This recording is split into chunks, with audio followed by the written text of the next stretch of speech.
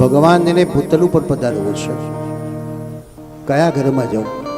એટલે ભગવાન જોઈ રહ્યા છે કોના ઘેર જવાનું. તો ભગવાને યદુકુળ પસંદ કર્યો. કેમ યદુકુળ પસંદ કર્યું, પુરુકુળ ન કર્યું? તો ભગવાન કુરુવંશમાં ના ગયા, યદુકુળમાં આવ્યા. નહુષ નામનો રાજા છે. પોતાના પુત્રોને કીધું, બેટા તારી જુવાની મને આપી દે ને મારું ગળપણ તું લઈ દે. બોલો, આજકાલથી ટ્રાન્સપ્લાન્ટ નથી થતું.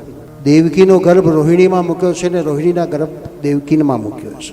ગળપણને આપવાથી યુવાની મળી જાય, યુવાની આપવાથી ગળપણ મળી જાય. આ ટ્રાન્સપ્લાન્ટ એ વખત ચાલતા હતા. આજે ડૉક્ટરો કરે છે, બીજ ગર્ભાધાન પણ કરે છે, પ્રત્યારોપણ પણ કરે છે, અંગ આખો બદલીને બીજા નાખી દે છે.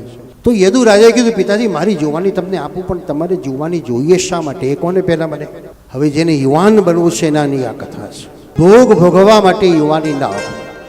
ભોગ ભોગવનારો ભોગવાઈ જ જાય છે અને ભક્તિ કરનારો તરી જાય છે.